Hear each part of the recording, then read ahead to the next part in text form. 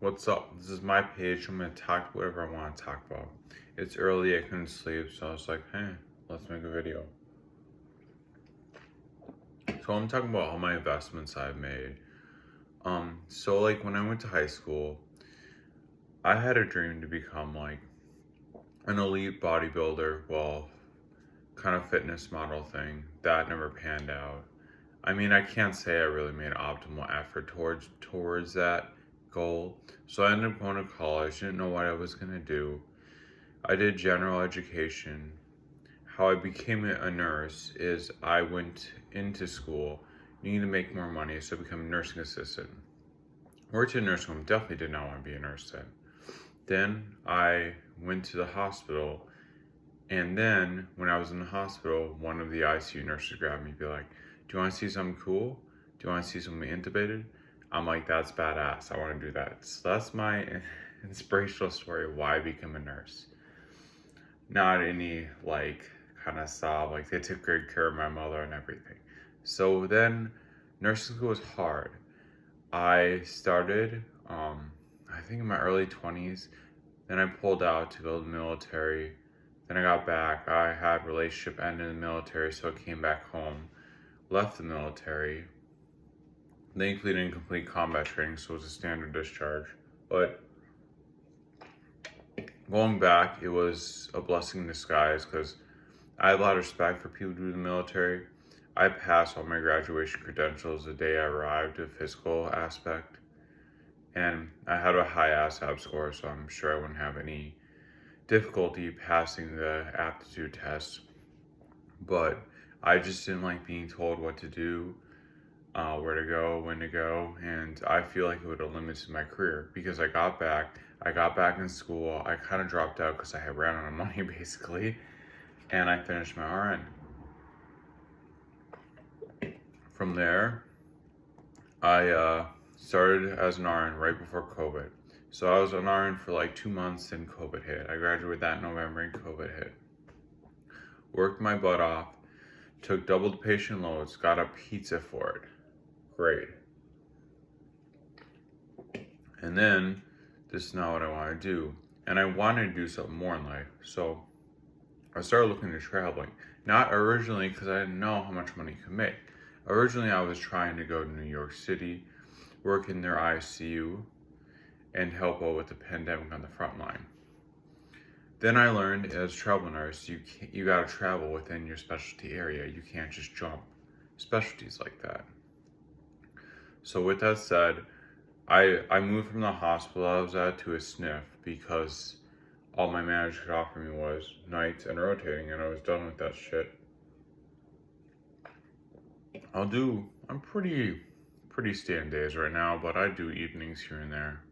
Just nothing overnight because I want my sleep. My sleep's important for your health. So anyways, I was looking around. I was turning assignments down. I only been a nurse for 10 months, but they were desperate. So I did find a sniff after a couple of night shifts where I wanted to offer me that I turned down. A sniff in Maine, Augusta, Maine, I went to the first time. This was my first travel assignment.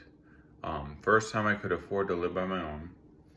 I lived with friends while going to nurse school. I moved back in with the parents. Said those situations to work out.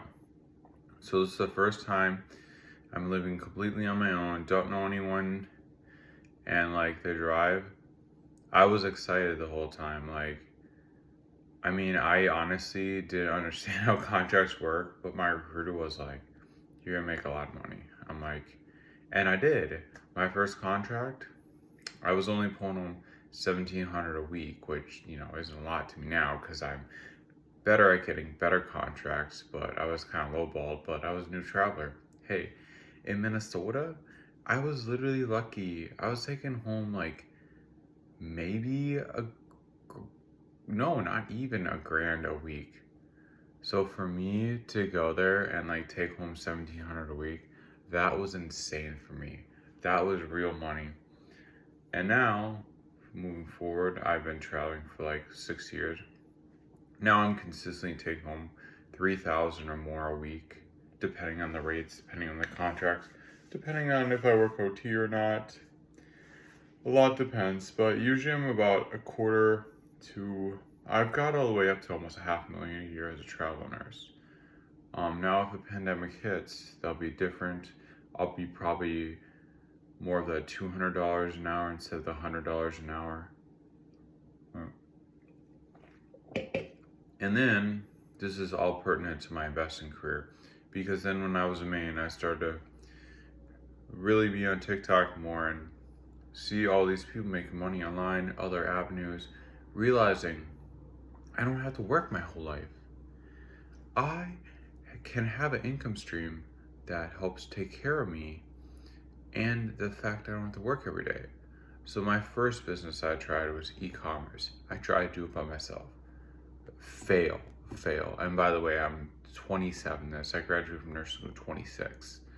27, I failed. I literally I was a month off from a contract and I literally worked every day, 12 hours, sometimes more, 12 hours a day. This girl I was talking to was like, what the hell, you're home all day, you don't have a job, what are you doing? I'm like, I'm trying to set up my drop shipping store. Well, totally failed at that shit.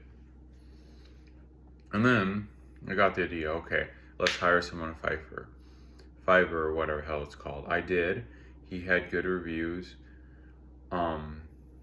So then I don't know how much. I dropped like maybe 10, 20,000 on the store, setting up everything, paying him to do everything. And then it ended up, then 3 months went by. He's like, our product sucks. I need more money to do more product. I'm like, no, bro, I paid you a job. You're gonna run a new product and run a new store. So I fired him at that moment. And that was kind of the end of my e-commerce for a little bit. Then I went to Mass for a little bit. Didn't know what I was gonna do after that. So then I went back to Pennsylvania. No, not back to Pennsylvania. So I discovered what wholesaling is. So I paid 10 grand for a wholesaler course, which I think it was good information, but it probably wasn't worth 10 grand. And I did the whole course. I did exactly what they said for 6 months. They did in different, like where you had to post on social media and stuff, searching for sellers and all this. I can't really, because I signed a contract, so I can't really say all the gist of it, but wholesaling was a lot harder than what they have on the internet. It's difficult, trust me. So after 6 months of trying their method, I quit on that, but also in Pennsylvania, I hired another agency, another $10,000. They set me up a dropshipping store. This agency was much better than the original Fiverr guy, because they switched my products multiple times. Like, they would check in on me, do check-ins, they were good, but they weren't giving me the numbers I wanted. I only made like a couple hundred off a 10 grand investment. It was pretty shitty. So, and you have to pay for their managing your store, all the advertisement fees and stuff like that. So after 6 months, I cut it off. I'm like, nah, this isn't meant to be. So then fast forward, I get back in Mass. I'm still in Mass. I've been in Mass for a while now. The original guy who got me into dropshipping, where I did a course, which was a very good course, was starting to build stores. So I'm like, yo, this guy, he's been great. It's Aaron Grant. I don't really need to not put him on blast, but do not give your money to him because my contract's out and it's factual information. I actually have a lawsuit, a demand letter on him, but I'm not going to pursue because it's not worth my time. With my high income, there's obviously it's not worth my time to go after him. So like I got a demand letter lawyer, but as you know, people who go around saying they sue, it takes money to sue people. Like, it takes money. And for me, it's not in my best interest to risk that kind of money to sue him for $15,000. So he was gonna sell my store for 15 grand.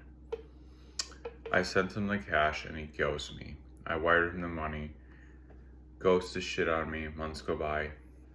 He answers me months later. I'm like, no, my money back. You ignored me for like 6, 7 months. I'm like, and there was like, oh, he's like, oh, my communication. I'm like, BS. And by this point, like everyone I invest in, I do research. I Google. I ask around. Unfortunately, I don't really have any friends that have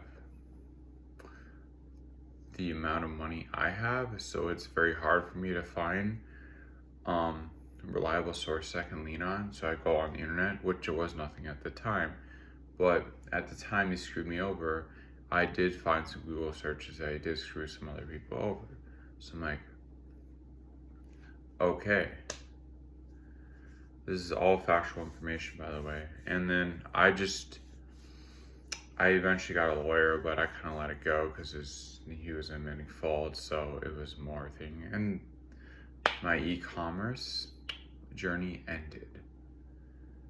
Now, what is my next? Oh yes, my next. I tried wholesaling one more time for another 6 months with another coach. He was a good coach. Again, it's really hard. Thankfully, I only paid like $20, $30 a month plus everything, probably 100 something a month for everything I needed. I went hard on that, made some offers, but got nowhere. Got no offers on wholesale.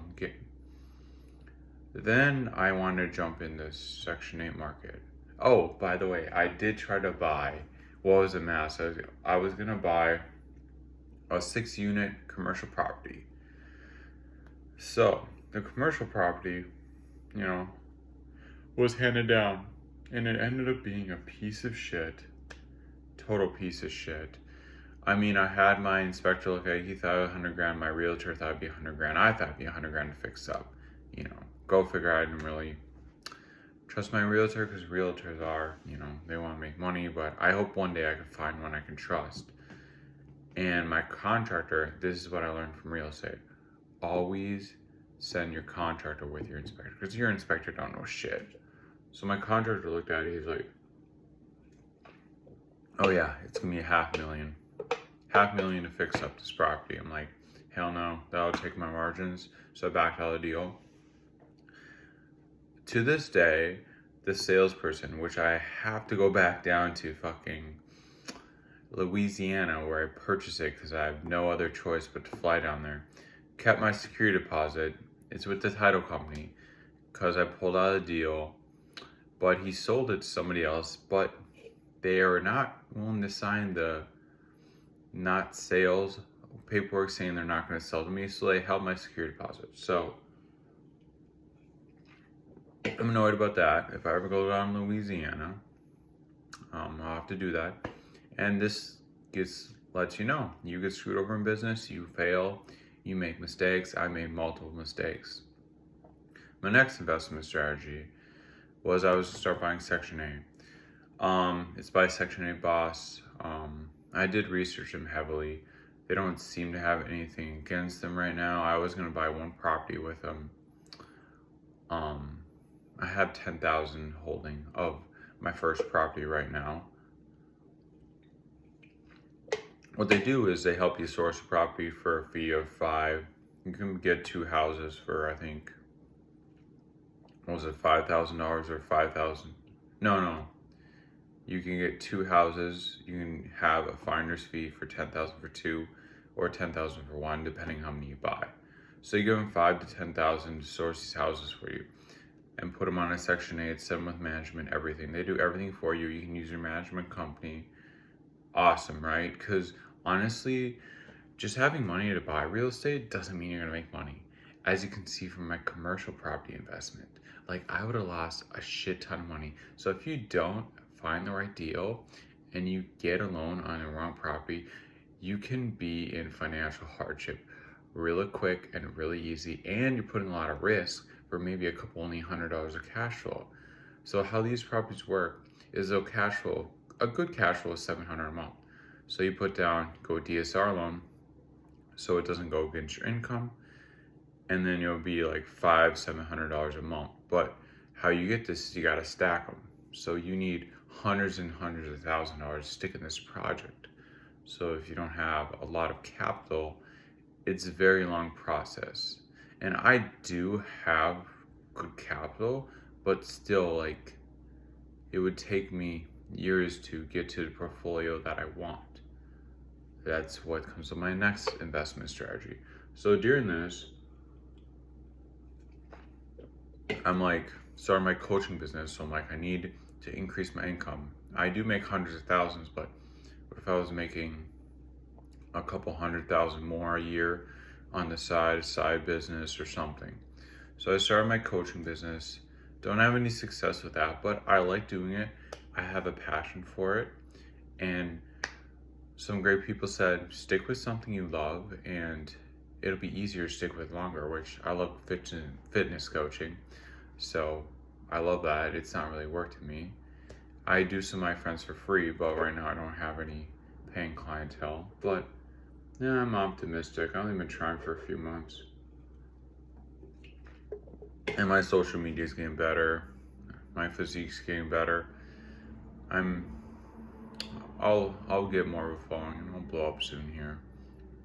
So I was scrolling on TikTok and I always wanted to day trade, but you read the statistics, like what 1% of day traders are like successful. So I'm like, okay, maybe I can do this. So I sat down and oh my God, holy shit. And then you gotta be careful who the person you're listening to is like legit or not. Because a lot of people sell fake courses. And then I seen a lot of investors be like, it's fake, day trading, it's luck, and like what they're telling you is all bullshit. So it's like, who the fuck do you believe? Like e-commerce, like I just hate people, fitness coaching even. There's bullshits all over. Like, oh my God. That's another quote I learned.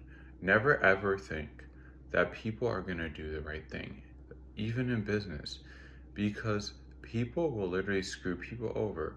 Not everyone has a good heart and honest business relationship like you do.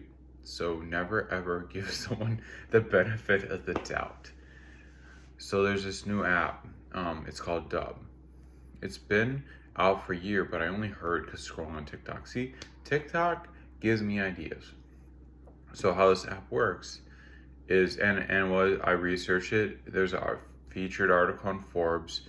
It's a legit company. The CEO of Uber invested in it. So what they do is they copy trades, or they have people set up their trades so other people can copy them. Why do people do this? Because the company gives them royalties for sharing their trades. And they do politicians where they track the politicians. But be warned, there is warnings on the site, like politician trades can be delayed because they have like multiple days to report their sales to the team that can then copy your trades. So the reported trades are delayed a bit.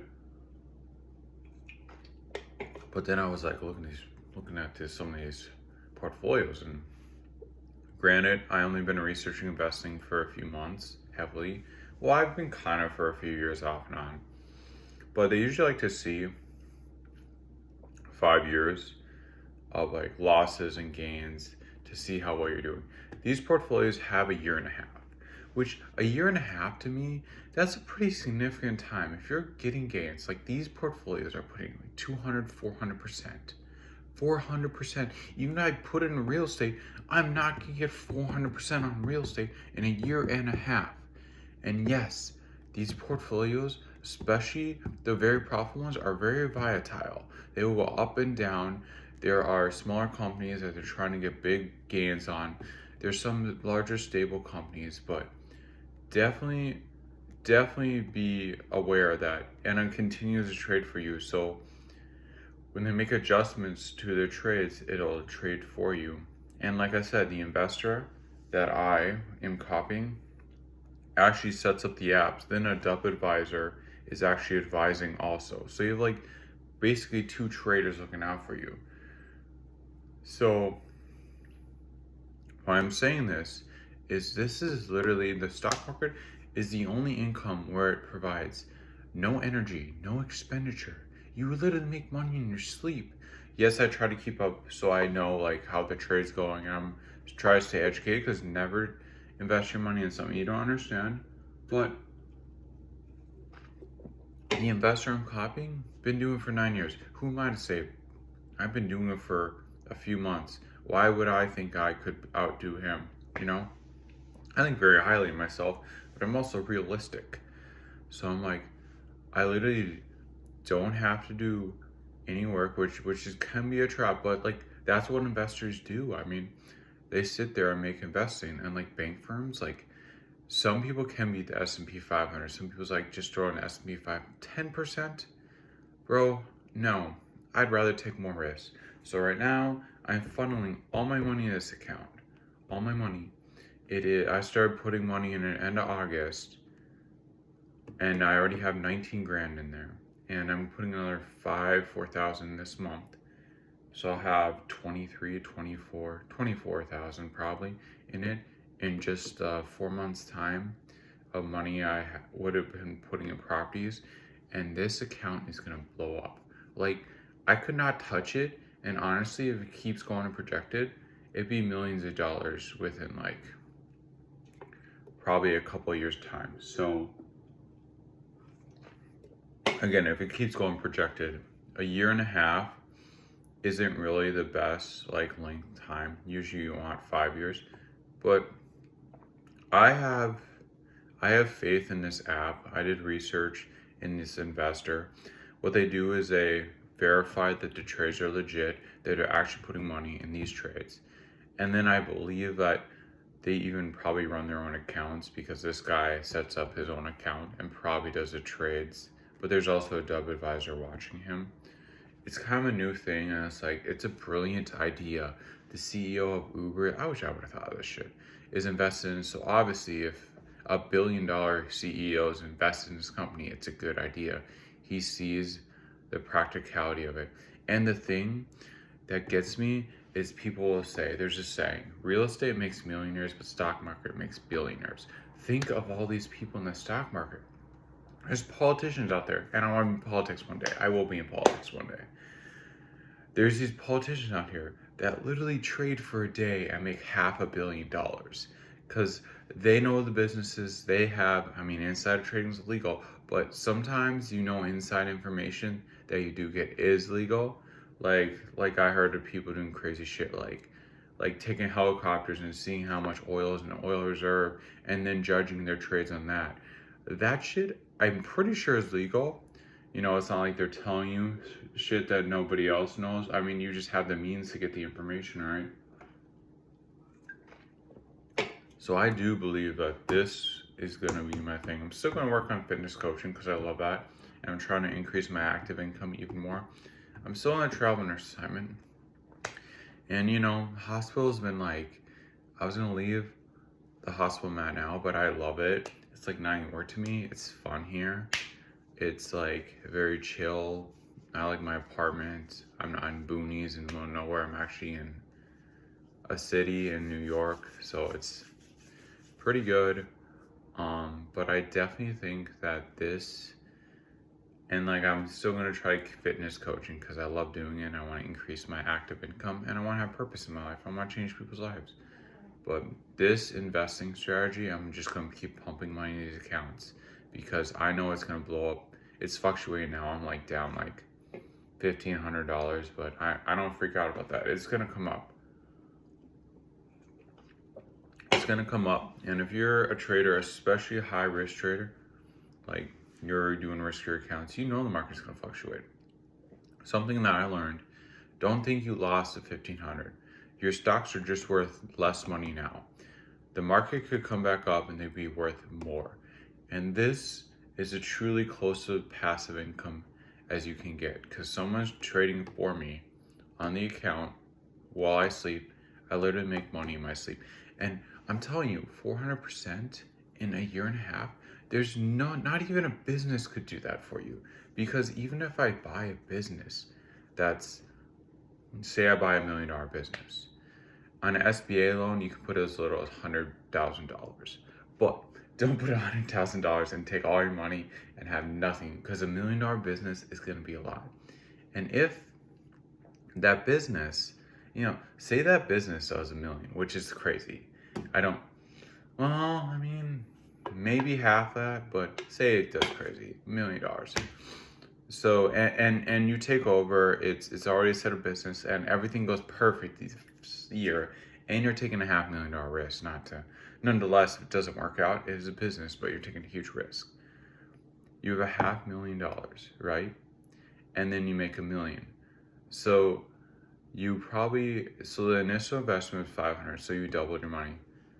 That is 100% gain on your money. These accounts are doing 4 to 2 times% in a year and a half. 4 times that. So imagine if I put 500K in this account, I make 400%, way more than what the business could do. So that is part of it.